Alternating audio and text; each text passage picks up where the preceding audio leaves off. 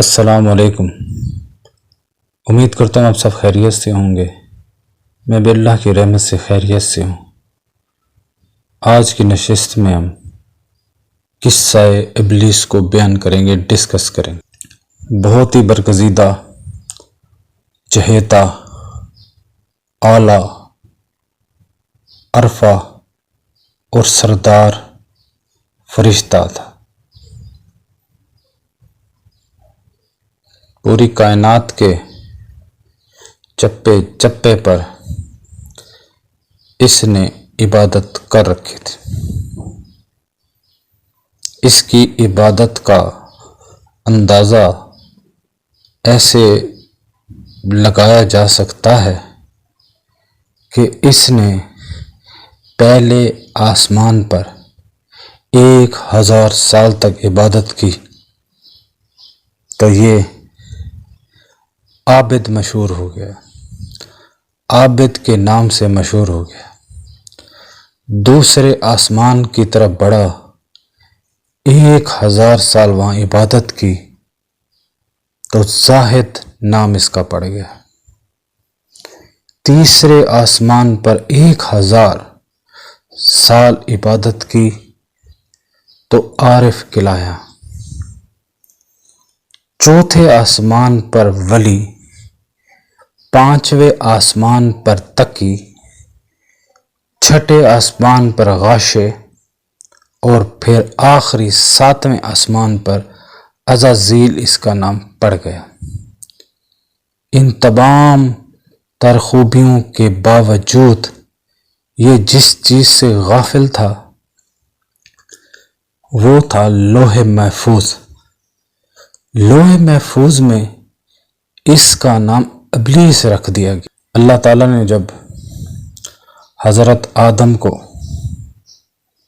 تخلیق کیا، بنانے کا ارادہ کیا، ایک ڈھانچہ، ایک سٹیچو سامنے لایا گیا، مٹی کلے، تمام فرشتوں کو جمع کیا گیا اور ان کے سامنے اللہ تعالیٰ نے کہا، دیکھو فرشتوں، اے میری مخلوقات، میں انسان کو تخلیق کرنے جا رہا ہوں، اسی لیے میرا حکم ہے کہ تم انسان کو، آدم کو سجدہ کر۔ فرشتوں نے اللہ کی آواز پر لبیک کہا اور وہ سجدے میں گر گئے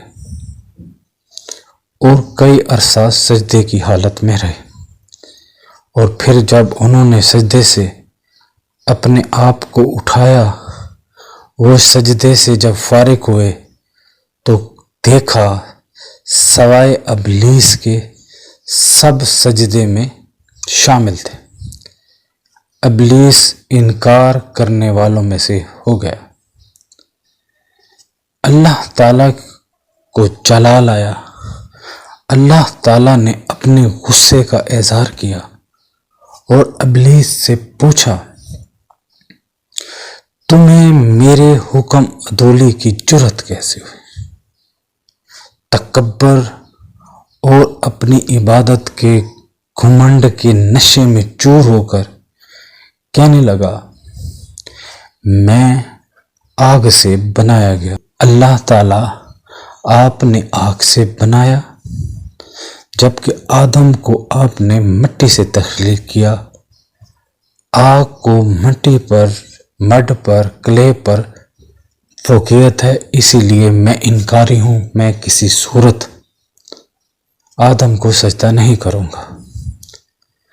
اللہ تعالیٰ نے اسے نکال باہر کیا اور ویرانوں کی طرف اسے دھکیل دیا۔ ابلیس جو ہی اللہ کی رحمت سے دور ہوا، مایوسیوں نے اسے آ گھیرا۔ اللہ سے کہنے لگا، رب تعالیٰ سے کہنے لگا، اس کی بارگاہ میں اس نے التجا کی، یا باری تعالیٰ، میں آدم کی وجہ سے نکالا گیا، مجھے قیامت تک مہلت دے کہ میں آدم ابن آدم کو اپنی راہ کا مسافر بنا سکوں اور جہنم کو ان سے بھر سکوں۔ اللہ نے اجازت دیتے ہوئے یہ کہا، یقیناً بدکار اور برے لوگ ہی تیری راہ کا مسافر بنیں گے، نیکوکار پرہیزگار